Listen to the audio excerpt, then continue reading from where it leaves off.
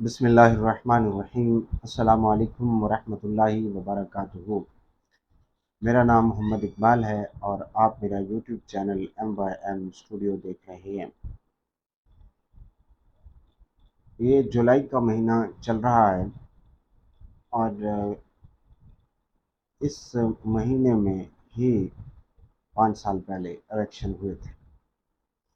لیکن الیکشن کے حوالے سے ایک غیر یقینی کی صورتحال پائی جاتی ہے کہ مدت ختم ہونے کے بعد بھی الیکشن ہوں گے یا نہیں ہوں گے، یا ڈیلے کیا جائے گا، یا کیا ہوگا کیا نہیں ہوگا۔ اس حوالے سے مختلف جو رائے ہے اور مختلف جو باتیں ہیں وہ گردش کر رہی ہیں۔ اس حوالے سے آج وزیر اعظم پاکستان نے ایک تقریب میں خطاب کرتے ہوئے یہ بتایا کہ 14 اگست 2023 کو ہماری حکومت کی مدت جو ہے وہ ختم ہو جائے گی، اور پھر اس کے بعد ظاہر نگران سیٹ اپ آئے گا اور اکتوبر میں جا کے یا اکتوبر یا نومبر میں جا کے الیکشن ہو جائیں گے۔ تو اس حوالے سے وزیر اعظم پاکستان نے یہ بتا دیا ہے کہ 14 اگست کو یہ حکومت کی مدت ختم ہو جائے گی، اور اس کے بعد پھر یہ ہے کہ الیکشن کمیشن آف پاکستان کا یہ استحقاق ہے، اس کی یہ ذمہ داری ہے کہ وہ کب الیکشن کا اعلان کرتا ہے اور نیکسٹ جو الیکشن ہے وہ کب منعقد ہوتے ہیں۔ اس حوالے سے انہوں نے بات کر دی۔ اس میں جو اہم فیکٹر ہے وہ اب پی ڈی ایم بھی ٹوٹ کا شکار ہے، اور جیسے جیسے ٹائم ختم ہوتا جا رہا ہے تو ان کے درمیان بھی اختلافات جو ہیں وہ جنم لے رہے ہیں۔ پچھلے دنوں فضل الرحمان جو پی ڈی ایم کے سربراہ ہیں، مولانا فضل الرحمان، ان کی طرف سے بھی یہ بیان آیا کہ حالیہ جو نواز شریف سے ملاقاتیں دبئی میں چل رہی ہیں، اس حوالے سے مجھے اعتماد میں نہیں لیا گیا، اور ان کی طرف سے یہ بیان بھی سننے کو ملا کہ پی ڈی ایم میں ایک تحریک تھی جس کی اب ضرورت نہیں ہے۔ تو ایسا ہی لگتا ہے کہ شاید پی ڈی ایم جو ہے وہ انتخابات تک برقرار نہ رہے اور یہ سب لوگ الگ الگ جو ہے وہ الیکشن میں جائیں گے۔ یہ خیر اس وقت ہی پتہ چلے گا کہ یہ لوگ الگ الگ جاتے ہیں یا ایک جو پلیٹ فارم ہے اس سے الیکشن لڑتے ہیں۔ مشکل ہی ہے ویسے پاکستان پیپلز پارٹی اور نون لیگ اور ان لوگوں کا جو ہے وہ یہ جو اتحاد تھا یہ ایک حکومت کے خلاف تھا، جو یہ لوگ سمجھتے تھے کہ ایک ظالم حکومت ہے یا ایک جو ہے وہ ملک کو نقصان پہنچانے والی حکومت ہے، جو کہ پی ٹی آئی کی حکومت تھی، اور چیئرمین پی ٹی آئی جو ہے وہ وزیر اعظم تھے، تو ان کے خلاف یہ اتحاد بنا تھا۔ جب وہ چلے گئے اور اب مدت پوری ہونے کو جا رہی ہے تو میں ایسا ہی لگتا ہے کہ شاید پی ڈی ایم کی مدت بھی پوری ہونے کو جا رہی ہے، اور اس کے بعد شاید یہ جو ہے وہ تحریک یا یہ جو اتحاد ہے وہ قائم نہ رہ سکے۔ لیکن ان سب کا مقابلہ پھر ایک پارٹی سے تھا جس کا نام تھا P T I, Tehreek Insaf, اور اس کی حالت جو ہے اس وقت بہت فی الحال تو بہت بری ہے، اور اس کی تقریباً تمام بڑے بڑے رہنما جو ہیں وہ پارٹی کو چھوڑ کر کے چلے گئے ہیں، اور ایک نئی پارٹی وجود میں آئی ہے، استحکام پاکستان۔ اس کا بھی کچھ ابھی اتا پتہ نہیں ہے کہ وہ ظاہر ہے وہ لوگ شامل ہوئے ہیں اور وہ ایک پارٹی بنی ہے، لیکن وہ پارٹی کیسے میدان میں آتی ہے، کیسے الیکشن لڑتی ہے، اور کہاں کہاں سے الیکشن لڑتی ہے، اور الیکشن میں کس طرح کے ووٹ لیتی ہے نہیں لیتی ہے، عوامی سپورٹ اس کو حاصل ہوتی ہے نہیں ہوتی ہے، ابھی کچھ بھی کہنا قبل از وقت ہے۔ پیسہ ہے بہرحال ان لوگوں کے پاس، اور پیسے کی زیادہ تر گیم یہاں نظر آتی ہے، کیونکہ پہلے بھی یہی لوگ تھے جنہوں نے اس پارٹی کو بھی جہانگیر ترین کے جہاز اور یہ چیزیں بہت مشہور باتیں انہی نے ہی جو ہے وہ پی ٹی آئی کو تقویت دی تھی، اور یہی اب اس کے پاس نہیں ہے، تو دیکھنا ہوگا کہ وہ کس طرف جا رہے ہیں۔ اب جب کہ پی ٹی آئی انتہائی بری حالت میں ہے اور عمران خان کو مختلف مقدمات کا سامنا ہے، اور وہ مقدمات سے بھاگنے کے لیے ہر وقت جو ہے وہ موت کے خطرے کا بھی بتاتے رہتے ہیں کہ مجھے جو ہے وہ مار دے گا، مجھے کبھی وہ کہہ رہے ہوتے ہیں کہ مجھے پولیس والے مار دیں گے، کبھی وہ کہہ رہے ہوتے ہیں شروع میں کہہ رہے تھے کہ آرمی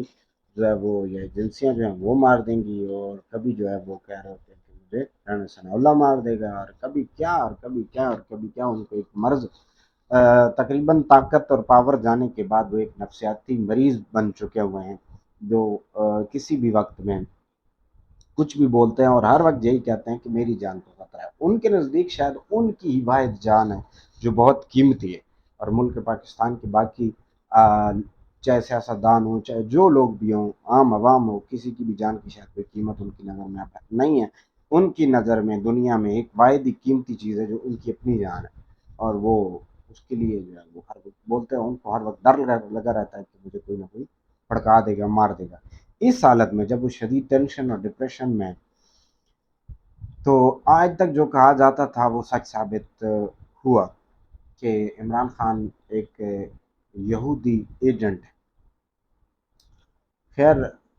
آج تک تو اس کو بات کو ہم سیاسی پیرائی میں لیتے تھے کہ فضل الرحمان کہتے تھے یا کوئی اور کہتا تھا، تو ہم کہتے ہیں یہ سیاسی مخالف ہے کیونکہ، تو اس لیے یہ اس کو یہودیوں کا ایجنٹ کہتے ہیں. یا ویسے بھی یہ سیاسی مخالفت میں سیاستدان ایک دوسرے کو بہت کچھ کہتے رہتے ہیں. لیکن گزشتہ دنوں جب دنیا میں واحد یہودی ریاست جو ظالم اور جابر قسم کی ریاست ہے، جو فلسطین میں مسلمانوں پر ہر لمحہ اور ہر وقت ظلم کے پہاڑ توڑتی رہتی ہے، وہ جب اقوام متحدہ میں کھل کر کے عمران خان اور اس کے دہشت گرد ساتھیوں پر ہونے والے قانونی کارروائی کو جب اس نے ظلم اور تشدد اور اس طرح کی باتیں کر کے اقوام متحدہ میں اجاگر کیا اور ان کی سپورٹ میں بولا، تو پھر وہ چاہے وہ حکیم سعید ہوں یا ڈاکٹر اسرار ہوں، یا اس سے پہلے جتنے بھی لوگوں نے اس کو یہودیوں کا ایجنٹ کہا، ان سب کی باتیں جو ہیں وہ سچ ثابت ہوئیں. اور جب اس پر برا وقت آیا اور یہ پروجیکٹ جب جو ہے وہ فلاپ ہوتا ان لوگوں کو نظر آیا، تو وہ لوگ کھل کر کے اس کی حمایت میں آ گئے. تو اس میں پہلے بھی کوئی شک نہیں تھا کہ یہ یہود و ہنود کا مہرہ ہے عمران خان. لیکن اب جب کہ یہ بات سامنے آ گئی یہودی ریاست کی طرف سے، تو اس میں کوئی شک ہی نہیں رہا کہ یہ ایک یہودیوں کا مورا تھا، جس کو پاکستان میں محض اس لیے لانچ کیا گیا تھا کہ پاکستان ایک ایسی ریاست ہے جو لا الہ الا اللہ محمد رسول اللہ صلی اللہ علیہ وآلہ وسلم کے نام پہ بنی ہے، اور یہودیوں کی ظالمانہ ریاست کو تسلیم ہی نہیں کیا تھا پاکستان نے. تو پھر یہودیوں نے اور دنیا کے دیگر غیر مسلم لوگوں نے اس پروجیکٹ کو لانچ کیا تھا، جو باقی تمام خطرات کی طرح اور تمام دشمنوں کی طرح اللہ تعالیٰ نے اس کو بھی بے نقاب کر دیا ہے. اور اب اگر کسی کو شک ہے تو وہ صرف منافق کو ہے کہ یہ ایک یہودی مورا تھا جو پاکستان کے لیے کسی طرح سے بھی جو ہے وہ کارگر نہیں تھا اور نہ ہے. اسلام کا نام لے کر کے اس نے اسلام کو بدنام کیا. مدینہ، ریاست مدینہ کا نام لے کر اس قوم کی ماؤں، بیٹیوں اور بچوں کو نچایا، قوم کی بیٹیوں کو روڑوں پر نچا کر ریاست مدینہ کا نعرہ لگانے والا یہ بغیرت اب اپنے ہی سپورٹروں کے ہاتھوں بے نقاب ہو گیا ہے. اور اقوام متحدہ میں جو ہے وہ یہودیوں کی وہ ریاست جو ہے اسرائیل، اس کی نمائندہ عورت نے اس کے حق میں جب آواز اٹھا دی، تو یہ پھر کیونکہ ان لوگوں کو اس سے پہلے چاہے تحریک لبیک پاکستان کے کارکنان پر ہونے والا وزیر آباد میں ظلم ہو،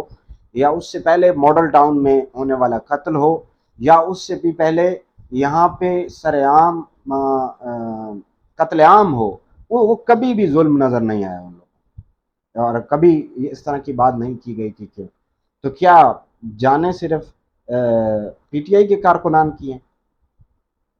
کیا انسان صرف پی ٹی آئی کے کارکنان ہیں، یا باقی 25 کروڑ عوام میں سے کوئی اور بھی انسان ہے جس پر اقوام متحدہ میں بات کی جائے گی؟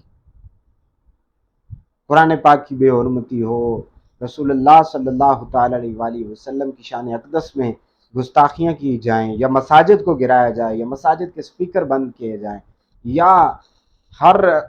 دین کا نام لینے والے پر ظلم ڈھایا جائے، یہ سب باتیں انسانی حقوق کی خلاف ورزیاں ان لوگوں کو نظر نہیں آتی اور نہ ان پہ بات ہوتی ہے. لیکن جب اس کا جو ہے وہ پاؤں آیا ہے اس پہ، تو فوراً اس کے حمایتی جو ہے وہ چیخاں، پہلے امریکہ کا بیان تو اس سے بھی پہلے اس کی حمایت میں آ چکا ہے، تو امریکہ اور اسرائیل تو ایک ہی ہیں۔ تو یہ بیان آنے کے بعد تو بہرحال کوئی اس میں شک نہیں رہ گیا کہ یہ ایک یہودی پروجیکٹ تھا، اور جس گھر میں اس نے شادی کی تھی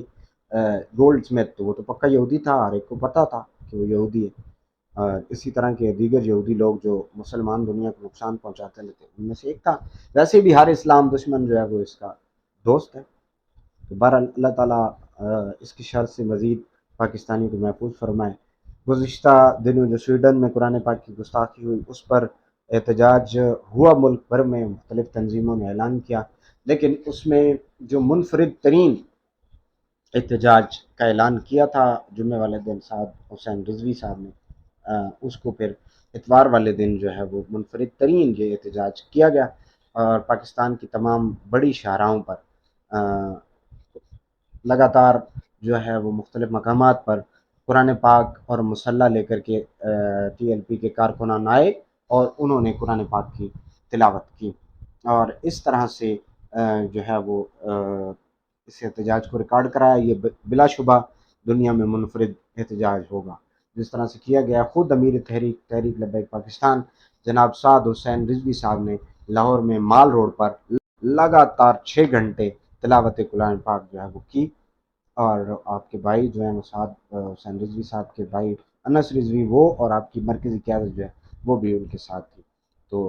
قرآن پاک کی عظمت کے لیے اٹھنے والی بلند ترین آواز بھی الحمدللہ ٹی ایل پی کی آواز رہی۔ آج کے لیے اتنا ہی۔ اللہ تبارک و تعالی ہم سب پر اپنا رحم اور کرم فرمائے، اور ملک پاکستان کی خیر فرمائے۔ السلام علیکم ورحمۃ اللہ وبرکاتہ۔